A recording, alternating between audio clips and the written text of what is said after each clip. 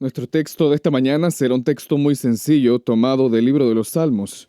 Se abren sus Biblias al Salmo 78, Salmo 78. Leyendo a través de este salmo y la conclusión de este salmo, hay una exhortación o una referencia aquí en el Salmo 78.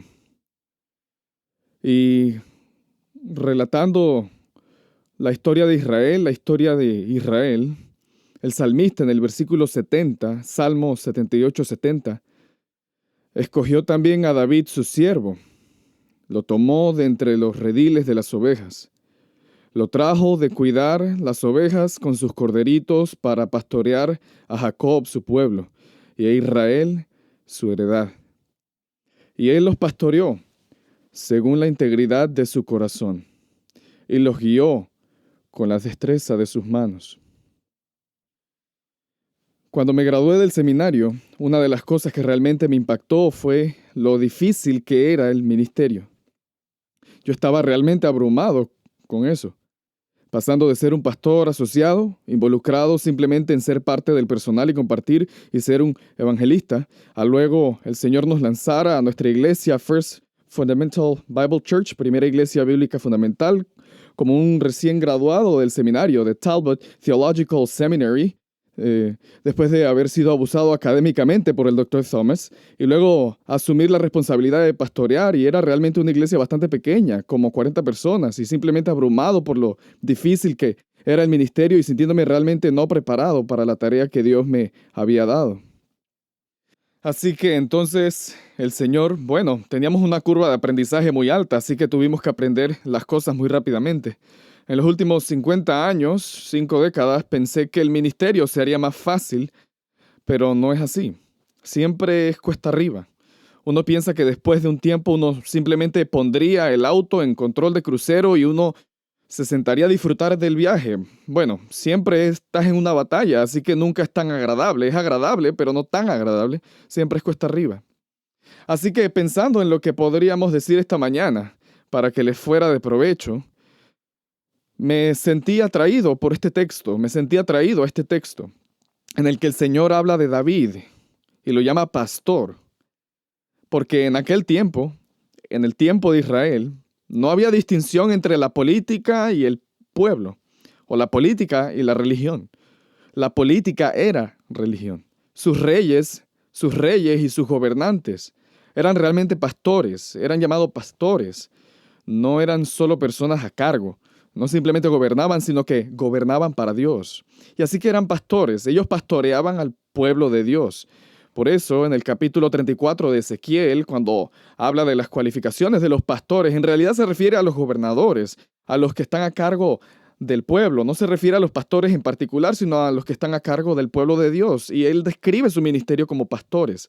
Así que cuando Dios eligió a David para ser rey y gobernar a su pueblo, como dice aquí, en realidad eligió un pastor para el pueblo de Dios.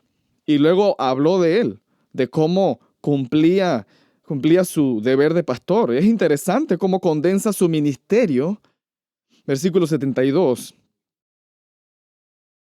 Y él los pastoreó según la integridad de su corazón y los guió con la destreza de sus manos. Y me llamó la atención al leer este texto y pensar en el pastoreo, de cómo el Señor condensó el ministerio en dos cualidades esenciales para pastorear al pueblo de Dios. Y en ese caso, Él es rey sobre la nación de Israel y nosotros entonces como pastores de Dios sobre el pueblo de Dios. Y cómo fue capaz de condensar el pastoreo en dos ingredientes esenciales. Y supongo que si nos paráramos y miráramos el ministerio, hay tantas facetas del ministerio.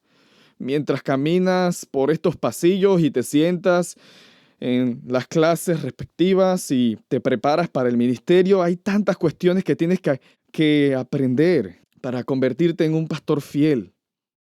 Y sin embargo, cuando uno da un paso atrás y mira todo lo que se necesita para llegar a ser un pastor, hay un sentido en el que se puede condensar el ministerio en estos dos rasgos esenciales aquí de los que Dios habla, que David tenía cuando pastoreaba a su pueblo. ¿Y por qué no hablamos de eso unos momentos? pensar acerca del ministerio y mi consejo para ti, mi recomendación para ti, es que te enfoques en estos dos. Hay otras cosas que tenemos que estar mirando y trabajando, pero si tuviéramos que condensar el ministerio en dos asuntos principales en nuestras vidas, yo recomendaría fuertemente que estos estuvieran al principio de tu lista de cosas. Que tengamos en primer lugar integridad de corazón. Y en segundo lugar, que desarrollemos habilidades particulares que tienen que ver con el ministerio. En primer lugar, integridad del corazón, integridad de la vida. Y luego, en segundo lugar, que estemos trabajando en habilidades particulares que necesitamos dominar cuando se trata del ministerio pastoral o de pastorear al pueblo de Dios. David tenía ambas cosas y fue un gran rey, un gran pastor del pueblo de Dios, un gran rey.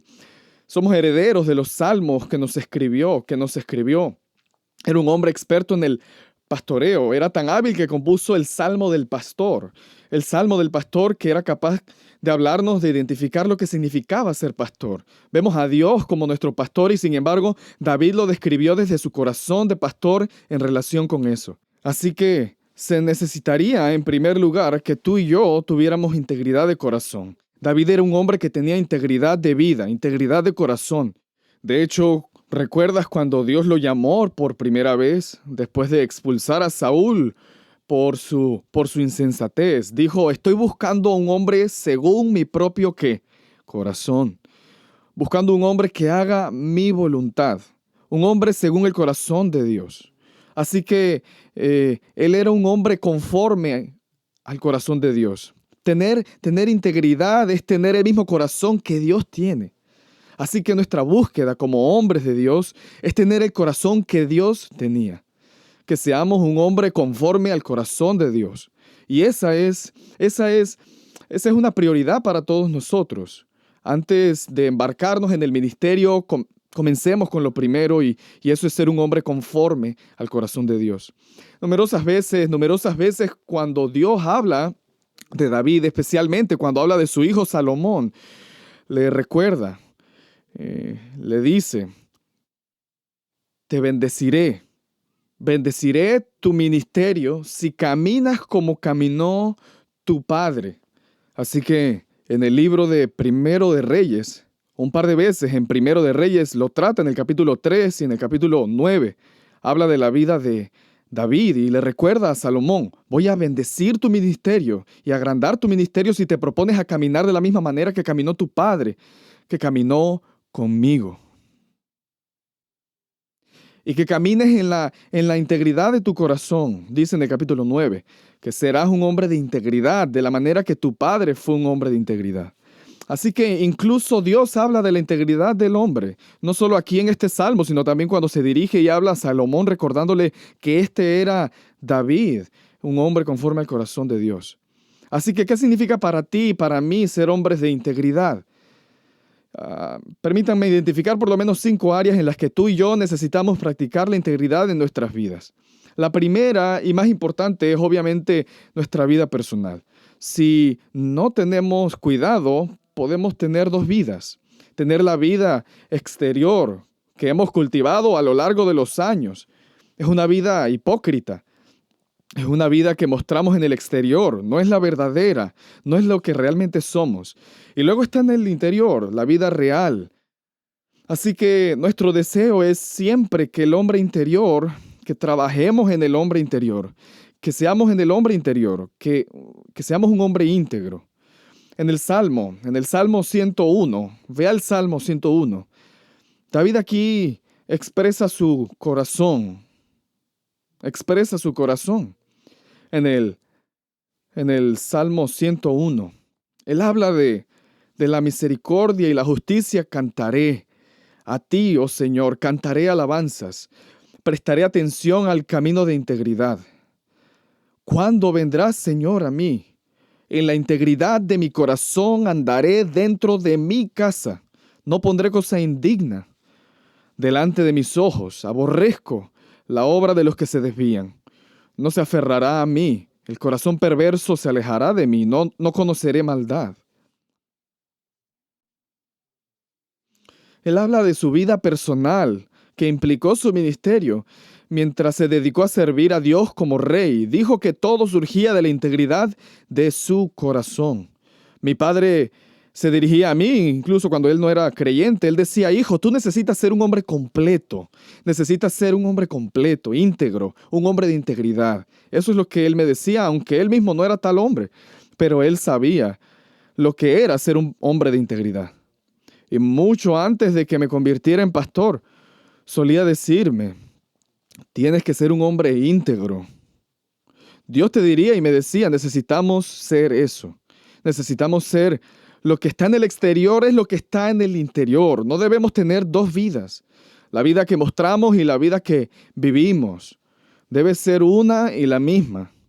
Y tú sabes lo que eso es. Y todos nosotros sabemos lo que eso es. Así que quiero animarlos a que seamos ese tipo de hombre. En segundo lugar, cuenta también como hombre de familia, nuestra relación con nuestras esposas y con nuestros hijos. La integridad es tan esencial cuando usted y yo pensamos en nuestras familias. Usted y yo necesitamos ser hombres de una sola mujer. Una vida moral es una vida de integridad. Que seamos hombres que viven una vida que es moral. Que no tendríamos un amor cuando se trata de nuestras esposas y que sería amarlas a ellas, a nuestras esposas incondicionalmente. Un pastor tiene tres grandes amores: ama a su Dios, ama a su esposa y a su familia y ama a su iglesia. Esos son los tres amores en ese orden, en ese orden. Y su esposa debe saber que usted la ama incondicionalmente y que ella es todo lo que usted tiene. Yo llamo a mi esposa mi vida, lo que significa en inglés my life. Ella es mi vida y ella tiene que saberlo, que ella es mi vida. Y así que necesitamos en esta categoría. Nosotros tenemos una epidemia en el ministerio pastoral en Estados Unidos. Pastores cayendo como moscas por inmoralidad. Baja integridad cuando se trata del púlpito. Y nosotros entonces necesitamos tener integridad cuando se trata de nuestras vidas morales, junto con nuestros hijos, que seamos padres responsables, criando a nuestros hijos en la disciplina e instrucción del Señor. Y cultivamos eso ahora. Cultiva eso ahora, ¿sabes? Pensaba que cuando yo estaba aquí, los hombres perdían su lugar en el ministerio, perdían su lugar incluso en el seminario, por no ser hombres íntegros en lo que respecta a sus esposas e hijos.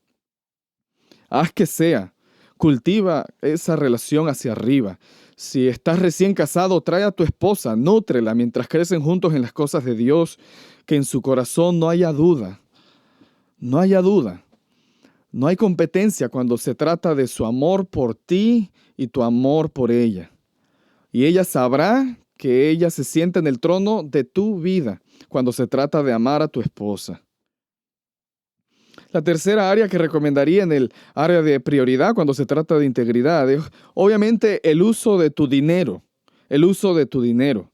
Es interesante que en la lista de cualificaciones no solo se nos llama a ser un hombre de una sola mujer, sino también somos aconsejados por Dios a través del apóstol Pablo en primera de Timoteo 3 y también en el libro de Tito, que no seamos amantes de la plata o de las ganancias sucias, como el texto de la King James lo diría.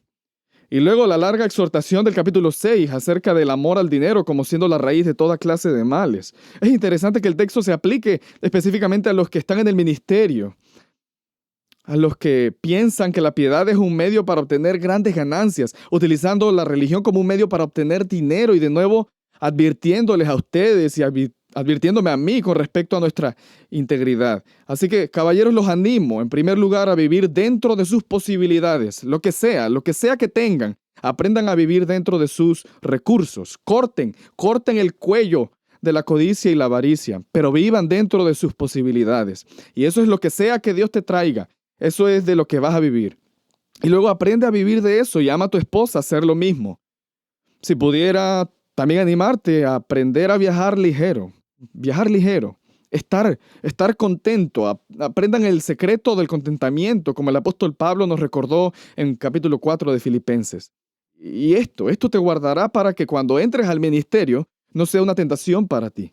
Tú serás un hombre de integridad, que su gente y tu comité y tus ancianos y tus diáconos y otros te mirarán y dirán, nuestro pastor es un hombre cuando se trata de dinero, él es un hombre de integridad. Él no está tras las ganancias sucias.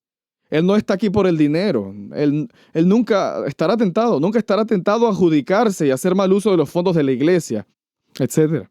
Así que es importante para ti, para mí, que tengas un ministerio largo y duradero. Para eso necesitas ser un hombre de integridad cuando se trata de tu dinero. Permítame también añadir una cuarta área de integridad, que tiene que ver con la integridad doctrinal. Hombres, no se dejen comprar.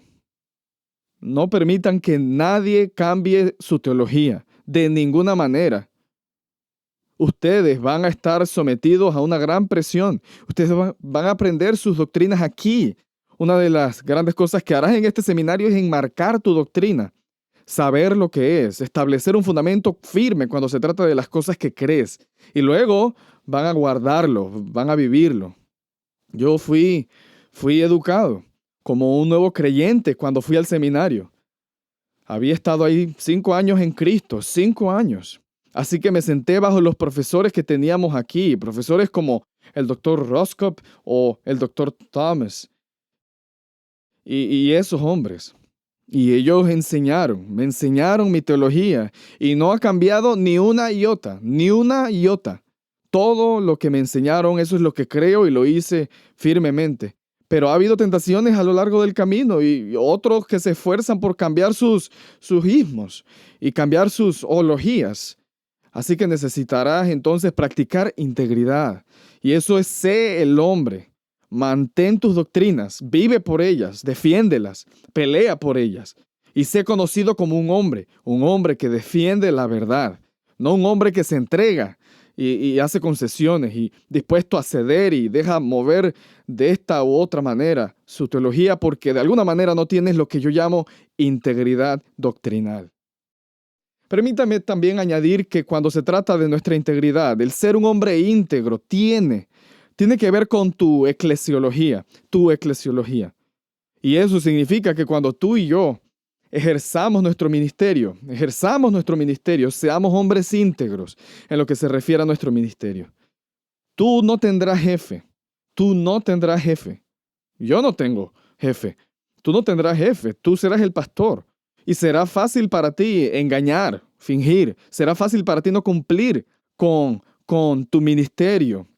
Es interesante, el apóstol Pablo cuando termina en el capítulo 4 de 2 de Timoteo, termina diciendo, cumple tu ministerio. Colosenses 4:17, cuando termina Colosenses dice, y a propósito, habla a Arquipo y dile que cumpla su ministerio.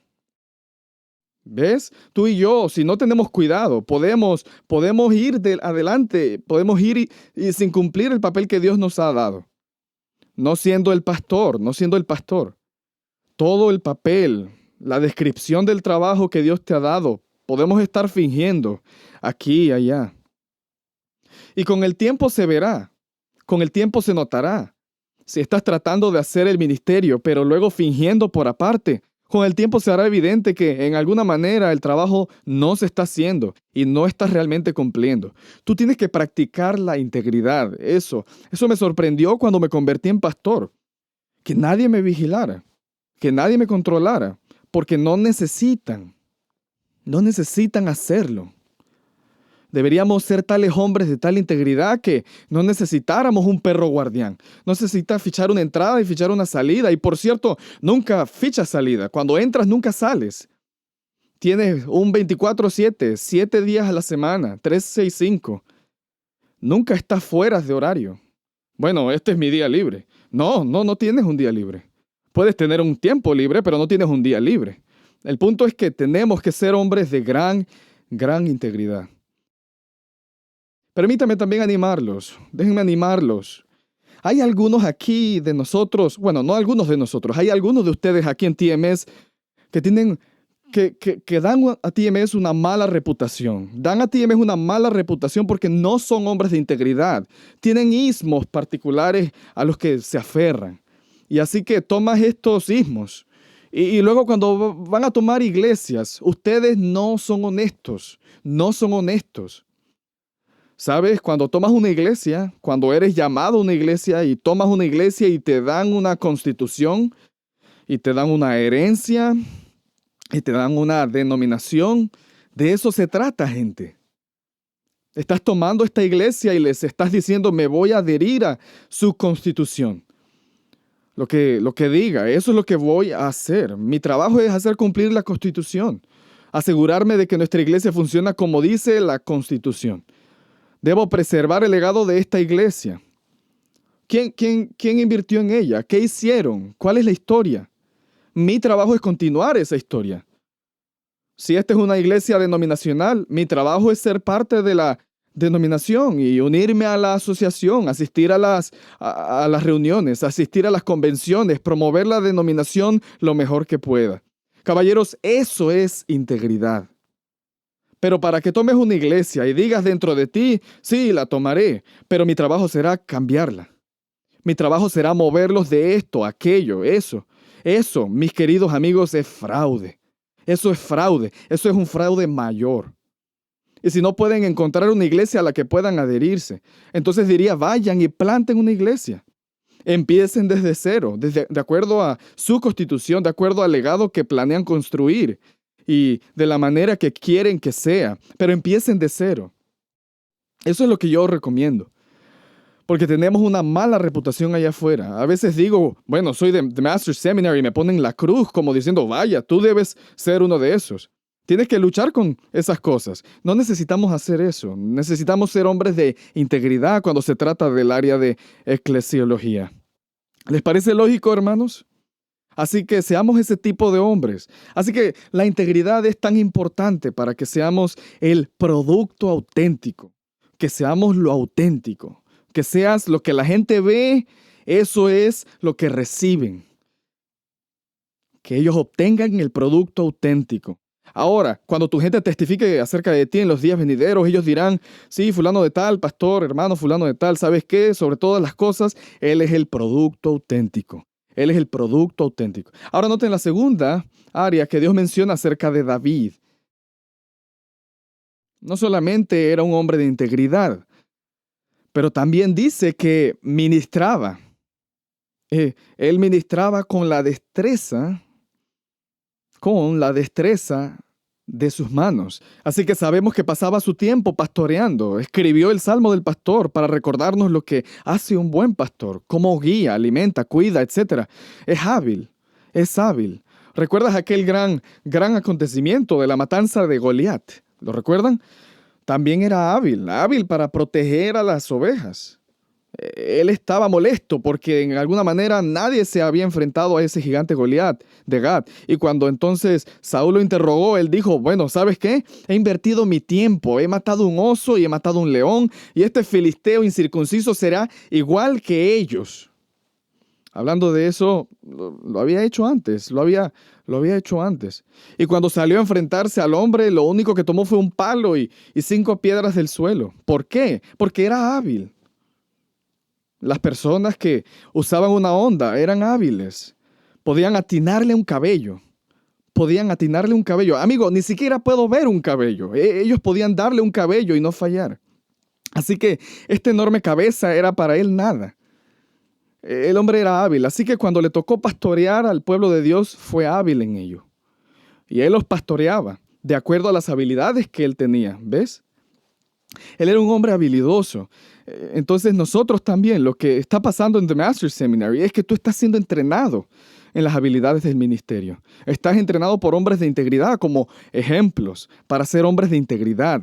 Y también eres entrenado por estos hombres piadosos para ser hábil en el trabajo del ministerio. El apóstol Pablo exhortó a los ancianos de Éfeso, tengan cuidado de ustedes mismos y de toda la congregación en medio de la cual el Espíritu Santo los ha hecho obispos. Así que hay un sentido en el que entonces somos supervisores y cuidamos del rebaño de Dios para pastorearlo. Primera de Pedro capítulo 5, el apóstol Pablo exhorta a los ancianos a pastorear al rebaño de Dios como él había puesto supervisores, obispos. Pastorear el rebaño de Dios significa cuidar de todo el rebaño. Nuestro propósito principal es perfeccionar a los santos. Perfeccionar. Colosenses capítulo 1, verso 24 y siguientes. Asegurarnos de que cada persona en nuestra iglesia sea semejante a Cristo y hacerlos semejante a Cristo. Formar a Cristo en ellos. Que todos dupliquen y repliquen la persona de Cristo. Ese es el objetivo del pastoreo. Y luego equipar a cada santo para la obra del ministerio. Que cada cristiano utilice sus dones espirituales para participar en el ministerio del cuerpo de Cristo. Esa es la tarea general que Dios nos ha encomendado. Es un enorme encargo, enorme, que Dios nos ha permitido asumir. Así que nosotros debemos desarrollar las habilidades necesarias para llevar a cabo esta responsabilidad. Algunos somos expertos en todo y maestros de nada, ¿ok? Y eso no es lo que debería ser. Necesitamos ser maestros en ciertas áreas del ministerio. Permítanme identificar algunas que creo que deben estar en la cima. No se trata de incluir todo lo que deberíamos estar haciendo, pero sí hay algunas cosas que necesitamos dominar. Estas son las que yo llamo indispensables. Número 1, y primordialmente, es que tú y yo nos convirtamos en grandes ganadores de almas y grandes discipuladores de nuevos convertidos. Eso es lo primero.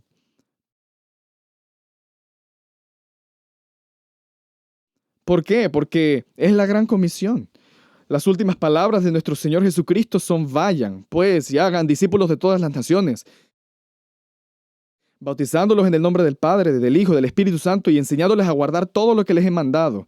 Y recuerden, yo estoy con ustedes todos los días hasta el fin del mundo.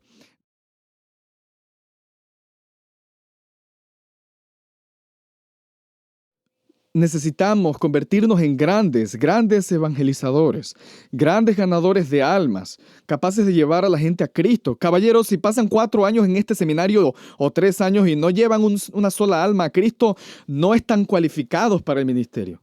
No están calificados. Eso es lo primero que tienen que hacer. Es volverse expertos en ganar gente para Cristo. Sé un sabueso de casa espiritual para Cristo. Leí que el Dr. Charles Spurgeon tenía sus sabuesos de casa en el auditorio. Predicaba a 3,000, 4,000 personas y en el auditorio estaban esparcidos los que él llamaba sus sabuesos de casa. Él no daba una invitación pública, él simplemente soltaba a los perros sabuesos porque ellos se sentaban en la audiencia mirando alrededor y mirando a la gente y luego olfateando como lo hacen los perros sabuesos, olfateando al pagano y al incrédulo y a aquellos que eran sensibles a Dios. Y ellos iban a trabajar después del servicio.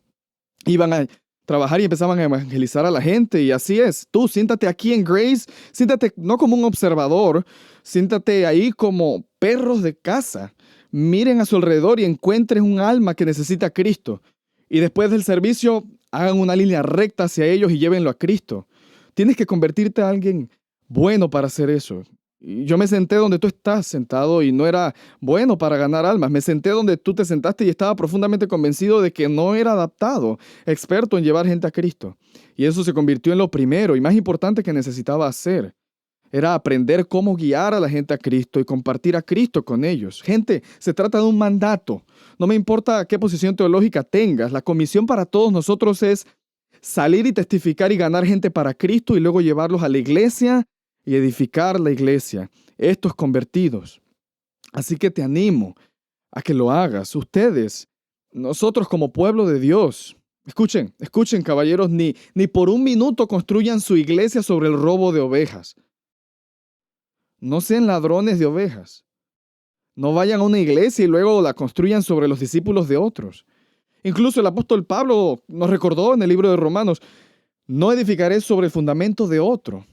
¡Qué hombre de integridad! ¡Qué hombre de construcción! Entonces necesitamos estar afuera, en el área de ganar gente para Cristo. De vez en cuando oigo que alguien dice: bueno, Alex, quiero edificar mi iglesia sobre la predicación expositiva. Si eso es todo lo que haces, entonces eres un gran ladrón de ovejas. Porque vas a edificar tu iglesia tomando gente de otras iglesias que están buscando predicación expositiva. Estoy 100% a favor de eso, pero no es lo principal. Lo principal es que te asegures de evangelizar y guiar a la gente a Cristo y ten en tu pistola del evangelio las rayitas de gente que has guiado a Cristo. Y así que los animo en ese sentido. Escuchen, caballeros, no dejen que la iglesia muera en su guardia. No tomen una iglesia y luego la entierren y sean conocidos no como un cuidador, sino que eres, de hecho, el que está enterrando a la gente. Eres el pastor asesino matando iglesias. Tú quieres ser conocido como una persona que realmente construye el cuerpo de Cristo. ¿Puedo escuchar un amén a eso? ¿Qué amén más pésimo? ¿Puedo escuchar un amén a eso?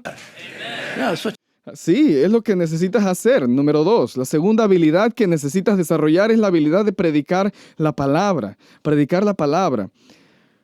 Tenemos las grandes exhortaciones en 1 de Timoteo capítulo 3 y en Tito. Necesitamos ser expertos en el conocimiento de las Escrituras. Necesitamos conocer este libro al derecho y al revés. Que cuando tu esposa te diga, ¿sabes, cariño, qué dice acerca de alguien conforme al corazón de Dios? Que puedas recitar el texto porque conoces el libro. Lo conoces al derecho y al revés. Recuerdo al doctor Feinberg, de quien el doctor MacArthur habla todo el tiempo, 7 idiomas. Él tenía su Biblia y la tenía pegada. Tenía un Antiguo Testamento hebreo y luego el Nuevo Testamento griego pegados juntos. Y eso era lo que traía al púlpito. Él leía esa cosa 4 veces al año, de principio a fin. Cuando oí eso, me senté allí. Este tipo está loco, ¿sabes? Y sin embargo, me provoca que tú y yo conozcamos el libro y luego que lo interpretemos correctamente y después que aprendamos a predicarlo, a explicar el texto y a aplicar el texto. Y ustedes están en un buen programa. Les estamos enseñando a predicar, pero cuando te gradúes no pienses que has llegado. Hacen falta unos cuantos años para que por fin aterrices en tu silla de montar y sepas hacerlo bien. Permítete algunas veces pulirte, crecer, etc. A veces pensamos que somos como el doctor MacArthur, que podemos hacer... Amigo, el doctor MacArthur puede resucitar a los muertos. Tú ni siquiera puedes levantar a un gato dormido. ¿Sabes lo que estoy diciendo? Necesitamos enfocarnos, ser lo mejor que podamos ser. Sé el mejor predicador de todos. Y eso siempre va a ser relativo a ti, a tus habilidades y de dónde Dios te tiene. Pero asegúrate de que esa sea una habilidad que vas a desarrollar. Ser un gran expositor, un gran predicador de la palabra de Dios. Eso es indispensable para nosotros. Número 3. Una tercera área en la que necesitamos trabajar. Y eso es a lo que yo llamo la administración de la iglesia. Llegar a ser administradores de la iglesia. Cuando Pablo escribió la primera carta a Timoteo, recuerdo que después de que empezamos a ver a lo largo de las explicaciones y que él tomara un descanso, dijo, a propósito, Timoteo, voy a escribirte esta carta porque quiero estar allí eventualmente, pero en caso de que no esté allí, para que sepas cómo debes conducirte en la iglesia del Dios viviente. Este es tu manual, Timoteo.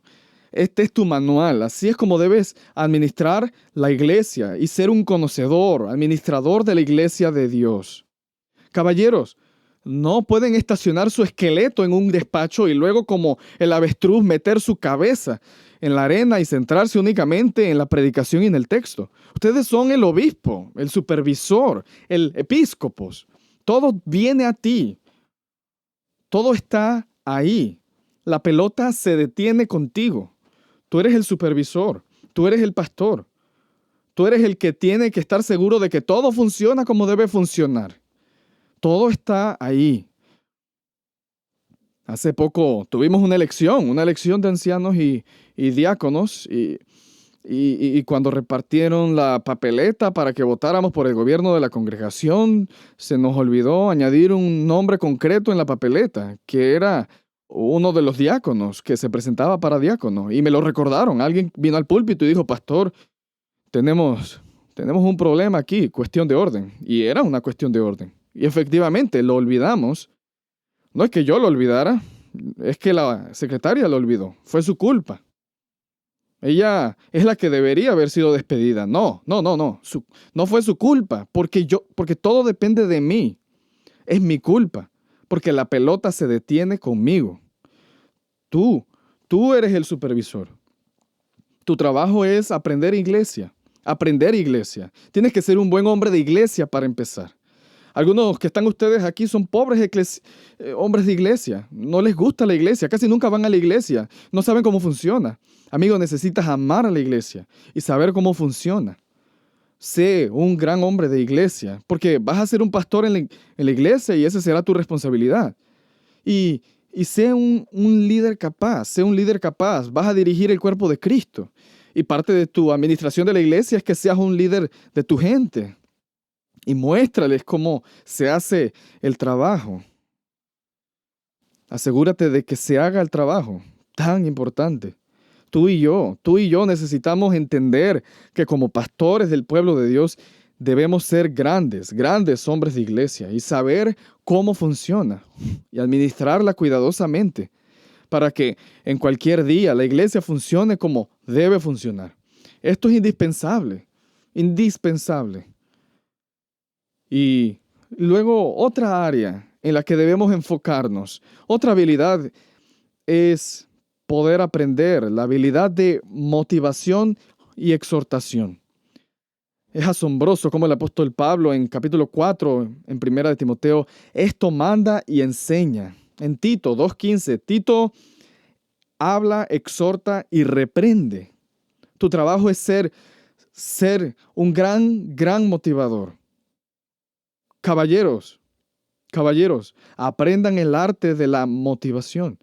Caballeros, aprendan el arte de la motivación. ¿Cómo motivar? Sepan. Nuestro trabajo es motivar a la gente a la santidad y a la piedad. Provocarlos, como nos recuerda Hebreos. Provocarlos al amor y a las buenas obras. Aprendan a motivar a la gente a la santidad y a la piedad. Necesitamos motivar a nuestra gente a la fidelidad y a la perseverancia. Que vayan semana tras semana. Escuchen, pueblo de Dios. Escuchen, hombres de Dios. Nuestra gente vive una semana a la vez. Una semana a la vez. Algunos vienen cada semana. Están a punto de morir. Hay algunos que están sentados en bancos que están atormentados por el cáncer. No hay promesa de que vayan a estar aquí el próximo domingo. Necesitan motivación para una semana más, para un día más. Y la necesitan de ti. La necesitan de ti. Así que para nosotros, motivar a nuestra gente a la santidad y a la piedad y motivarlos a la fidelidad y a la perseverancia, motivarlos para el ministerio. Ministerio. Hace unas semanas, qué gran tiempo fue el estar juntos aquí en Shepherd's Conference, ¿no es cierto? Caminar alrededor de estos hombres y ver la energía que hay aquí. Y hablas con algunos de ellos y tienen la misma queja. Bueno, sabes, Montoya, nadie quiere trabajar. Parece que no puedo tener gente. Nadie quiere hacer el ministerio. ¿Alguna vez escuchaste esa queja? El problema aquí es la motivación. Motivación. Tu trabajo y mi trabajo es motivar a la gente para que se ponga a trabajar. Para que haga cosas. Si estás en una iglesia y la gente no quiere trabajar es porque no eres un buen motivador. Tu trabajo es aprender a poner a la gente a trabajar. Tu trabajo es a poner a la gente a hacer ¿qué? Tu trabajo es... eso. Que tú desarrolles el arte de la motivación. Entonces, que estés ahí para animarles. Te recomiendo que estudies Nehemías. Nehemías es un texto clásico sobre la motivación, un texto clásico. Y todos los principios de la motivación están plasmados allí. Nosotros podemos aprender a hacerlo. Algunos de nosotros somos tan malos motivadores que ni siquiera nuestro perro nos obedece. Necesitamos ir más allá y practicar el arte de la motivación. Estas son cualidades esenciales, habilidades que no se encuentran muy a menudo en nuestra persona. Y yo diría que cuando pensemos en el ministerio, de todas las cosas que necesitamos hacer, y yo pondría estas en primer plano. Pon ahí, di, estas son las habilidades que necesito aprender si voy a pastorear al pueblo de Dios. Ahora bien, a veces tenemos obstáculos para alcanzar estos objetivos. ¿Qué nos impide alcanzarlos? Permítame identificar algunos de ellos para nuestro beneficio aquí esta mañana. A veces entra el orgullo. Orgullo es el sentido de decir, ¿sabes, Alex? No necesito estas cosas. Ya yo estoy ahí. Ya yo llegué. Bueno, entonces, ¿por qué estás aquí? Sería mi pregunta. ¿Por qué estás aquí? Ya estás ahí. Bueno, entonces, ¿por qué estás aquí? Así que necesitamos ser humildes, humildes. Pienso en ese gran pasaje en el libro de los Hechos. Es siempre, wow, Apolos. Apolos, donde Lucas lo presenta un hombre poderoso en las escrituras. Poderoso en las escrituras. Un gran orador. ¿Lo recuerdan? Wow. Y entonces él está predicando y en la audiencia está una pequeña pareja. La pareja de el carro casa. Sí, me hago entender, están por todo el imperio. ¿Sabes a qué me refiero? Son Aquila y Priscila y están tomando notas de él. Toman notas. Y cuando terminan le dicen, ¿sabes, Apolos? Nos gustaría sentarnos contigo y almorzar. Vamos a Denis y podemos hablar de tu predicación. Y se sientan con él y le explican el arte de predicar y de predicar el texto. Y Apolos es tan humilde que los escucha. Y cuando terminan, sigue sus consejos. Los pone en práctica y se convierte en un predicador aún mejor. Según nos recuerda Lucas al terminar el capítulo. ¡Wow! Esa es una actitud que debemos tener. Caballeros, su gente les enseñará a predicar. Este hombre aquí, el hombre aquí, Austin Duncan, les enseñará la mecánica de la predicación. Pero su gente les enseñará a predicar. Les enseñarán de varias maneras. Te enseñarán cómo te escuchan. Cómo te escuchan. Se sentarán aquí, te escucharán y entonces sabrás que estás conectando con ellos. Pero cuando empiezan a bajar la cabeza, sabes que tienes un problema. Cuando tu esposa se niega a venir y escucharte predicar, entonces tienes un problema. Te enseñarán cuando regresen. Cuando regresen. Quiero volver a escuchar a este hombre. Es como dijeron de Pablo en Atenas, volveremos a oír a este hombre. No te enseñarán de esa manera. Te enseñarán al venir a ti y corrigiéndote. Estuve predicando en Mexicali este fin de semana pasado, viernes y sábado, y me corrigieron allá abajo. ¿Sabes? Mister, esta es la palabra equivocada aquí. Mister, eso es, ¿sabes? Mi propio cuñado me corrigió. ¿Ves? Todos necesitamos corrección. Tu gente te enseñará a predicar. Te enseñarán con vidas cambiadas. Con vidas cambiadas.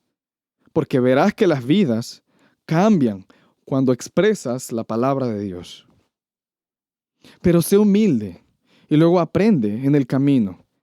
Pereza. Estas habilidades toman esfuerzo. Algunas de estas habilidades que he mencionado esta mañana no están en tus cosas favoritas para hacer.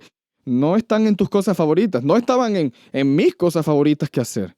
Tuve que ir a comprar como 15 libros sobre administración para ponerme al día sobre lo que significa ser un líder y administrador en nuestra iglesia. No era lo que realmente quería hacer, pero tenemos que hacer esas cosas.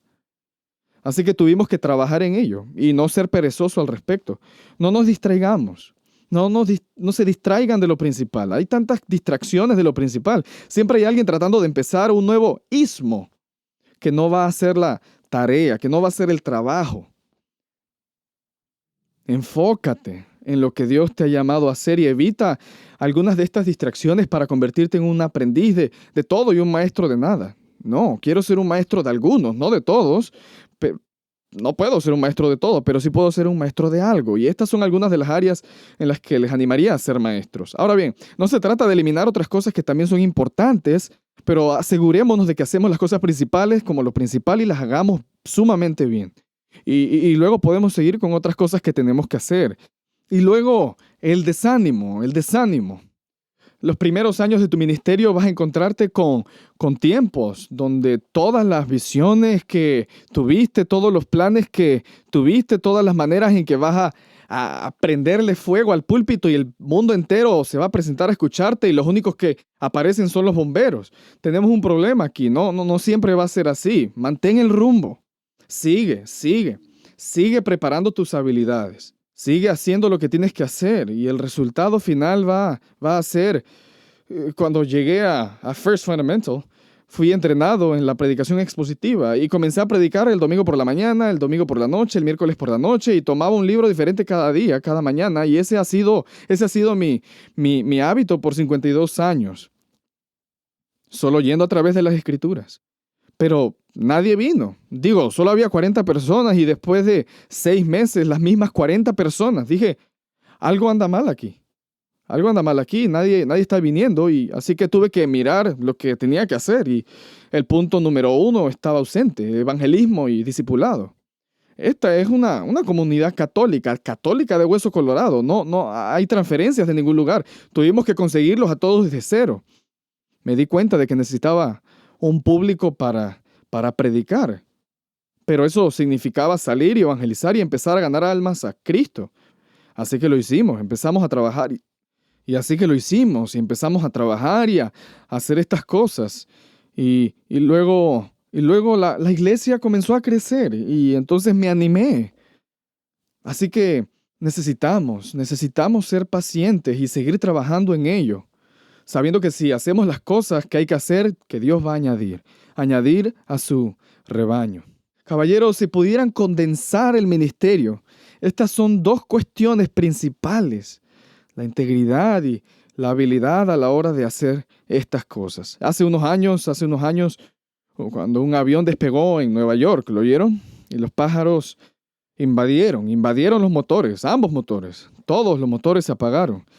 Y este piloto, un piloto entrenado, aterrizó el avión en el río Hudson. Clásico aterrizaje. E inmediatamente, lo mejor de Nueva York se puso a trabajar. El departamento de policía, el departamento de bomberos, e incluso los que eran responsables de transportar a la gente a través del río, todos ellos. Los mejores en sus habilidades. En 18 minutos habían salvado a cada pasajero y cada tripulante en ese avión. Vaya. 18 minutos. Y el capitán Sully, el último pasajero del avión, se aseguró de que todos estuvieran a salvo. Wow. Que se diga de nosotros que nuestra guardia, a través de nuestra integridad y nuestra habilidad, hemos sido fieles a todas las personas que Dios ha traído bajo nuestro ministerio. Señor, gracias por el llamado al ministerio, gracias por esta maravillosa institución, nuestra administración, nuestro profesorado. Gracias por cada uno de ellos y gracias por nuestro cuerpo estudiantil. Señor, prepáralos bien para la tarea que tienes para ellos. Que toda la gloria sea dada a ti. Te doy gracias. En el nombre de Cristo. Amén.